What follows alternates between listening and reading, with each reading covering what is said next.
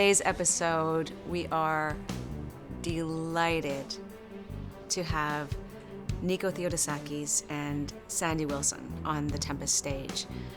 These are two Okanagan film icons. They together practically started, or were a huge part in starting the film industry here in the South Okanagan.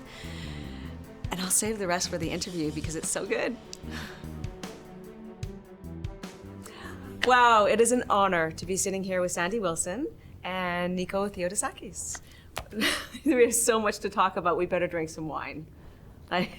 Let's go. Okay, we're in the Okanagan. Why not? This is from Elephant Island, and what's so charming is that Miranda Halliday, one of the owners, multi-generational winery, is so, as many of us are, so in love, so moved by my American cousin for so many years. So when she heard that they were going to be sponsoring this episode, she was very excited. So this is Naysayer, which is kind of cool for you guys because they say with this wine, drink it in front of the people that said you couldn't do it. Yes. But don't give them a glass because it's just too good. Ooh, yum. So here we go. Well, Naysayer. Elephant Island is across the road from where we shot our first day. Jake's Cheers. I don't want you hanging around the Vickers while they're working. Go and see if you can help your mother. All she does is yell at me. Where's Jim June? Cheers. Well, cheers. Here's to the Welcome, Okanagan. welcome, welcome. Yay, yay. Cheers, Kate. Cheers.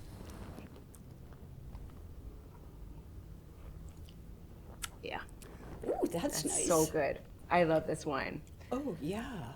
Well, Good fruit. we often speak about, you know, the film business on this stage and the exciting things that are happening in the industry here in the Okanagan, and it would be silly not to include two of the Okanagan's filmmaking pioneers, which you guys are. So let's just start talking. How did you meet? What happened? Give us the whole story. Oh, I have here, I don't know if you've seen this, Nico. This was my granny's suitcase, Marion Victoria Longridge. I've not seen that. You have? I've not seen that suitcase. Oh, you haven't seen No. that? And I brought some early stuff because in terms of filmmaking in the Okanagan, my dad was a guy who started it. And I made a film from his 16 millimeter movie footage Right. back in 1978. And before that, I did a film about my brother Brian here in the Okanagan. And before that, I did a film about Penn High grad. So these were all documentaries that we shot, and also Penticton Profile, which we shot here. And then when it came time to do my American cousin, I was having a little trouble getting the money together, had a brand new baby, and came up to the Okanagan and realized I wasn't going to be shooting the film that summer, and I was all bummed out. And my younger sister, Noni, was working at Theo's. Yes. And you would come into the restaurant every day, table 6, and work on this thing, like it was called a script. And you had this idea for this film, you were saying to me. And I just gotten back from Greece, and I was experimenting with video and photography. And I was saying to you, well, I'm going to Vancouver to study film. If you need a hand with your film, give me a shout. So she did. And on the wall at Theo's, you had your wonderful poster for your film, Yanni Schwartz, Portrait of a Greek Waiter, Yes, Yanni Schwartz, Portrait of a Greek Waiter, my first feature. which I loved. I thought, oh, I want to work with that guy. who turned out to be location and unit manager on My American Cousin, Absolutely. AKA the man who knew too much. Yes, the man who Right? knew too much. Carney. I don't know. Yeah, we'd say, Nico, can we buy this street? Have we bought this street? Can you turn on all the lights? Who cares if it's 2 o'clock in the morning? And Nico would make a phone call, and all the motel lights would come on Lakeshore Drive. Magic.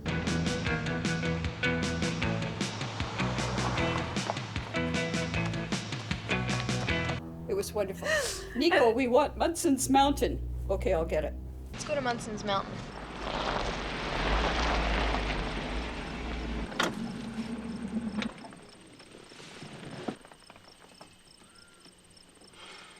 So nice up here. And even the car. Remember the car? The Cadillac? No, your uncle's car. Uh, We called it the Greek Mobile. Oh, the Greek Mobile, yes, yeah. We needed a car to take a, were you the driver? Yeah, we went every morning to set with Ed Folger in the front and you and Richard, right? So Nico would be driving, Ed Folger's in the front seat, and then Richard Lightman, the cinematographer, and I are in the back. I remember driving out to set on the first day, and Richard Lightman said, "Sandy, do you have a shot list?" And I said, "Well, no, I've heard a lot about this thing, shot list, but I have no idea what it is or how you get one." And everybody in the car went really quiet. And I thought, oh, gee, I'm in big trouble. And Richard Lightman sort of went like this. And I said, but I do have some storyboards. And so Richard said, okay, let's take a look at the storyboards.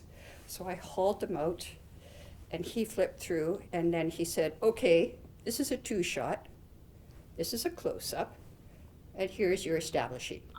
I said, easy peasy, once you know. So then, of course, Peter, Peter, the producer, every morning would say, do you have your shot list? Do you have your shot list?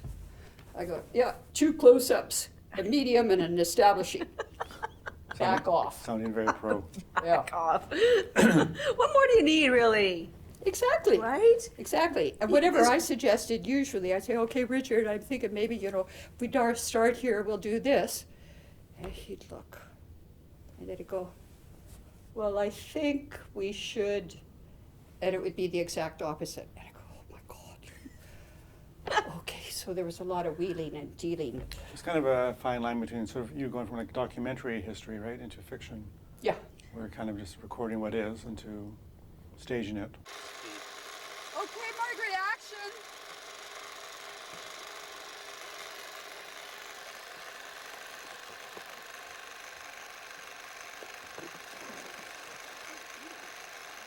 The first day was very scattered, and I didn't know what I was doing or anything like that.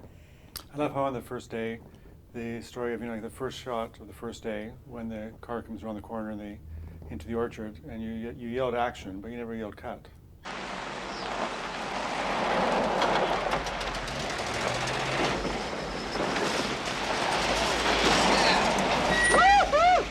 Oh yeah, that I love that you were lost in it. that happened a couple of times. Yeah. Yeah, and that first morning when I drove out to set an orchard with all the stuff, I flipped right back to the 50s, and I was there, and it was like it wasn't a movie set, it was the real deal. And I thought, what's the big deal? Of course that's what it should This look is like. just life unfolding. Yeah, And you're just at the monitor watching a movie. Why should you cut? what monitor? Oh, you didn't have monitor. Pre-monitor days. No, we had Polaroids. Okay. Yeah. Yeah. Polaroids was the big advancement. Yeah. Continue, yeah. Yeah, no, I lost it a couple of times and forgot I was actually on a film set. Can I take your picture? Sure.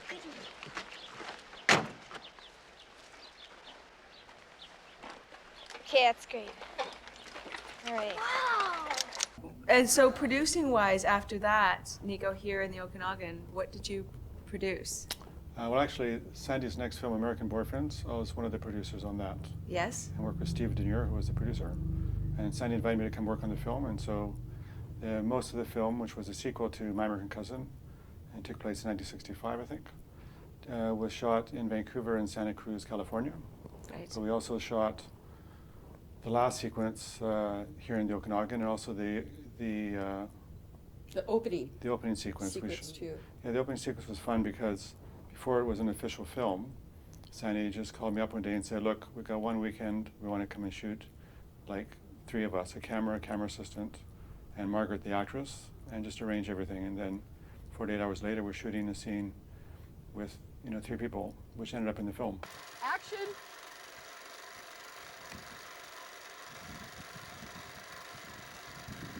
Wow. Yeah, and Linda helped out, hair, makeup. Absolutely everything. Remember looking for the bobby pins and safety pins.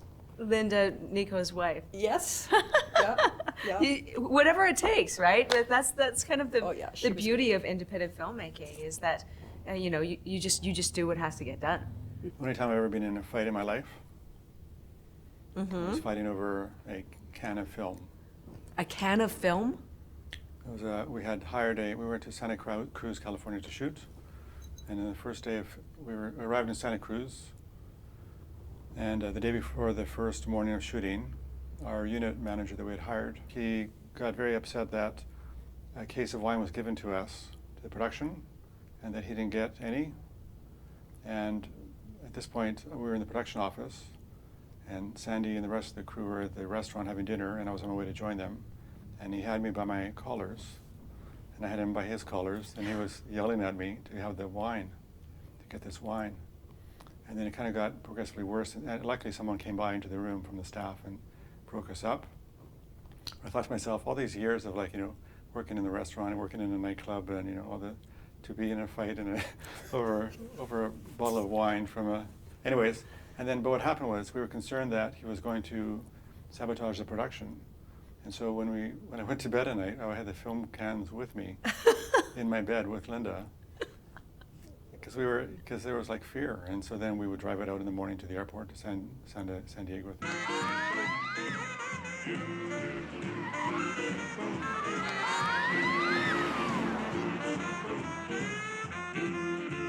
Cheers. Cheers, Thank you dears. so much. Cheers, cheers. Cheers. Thank you so Hey, much. Nico. Oh, the stories with the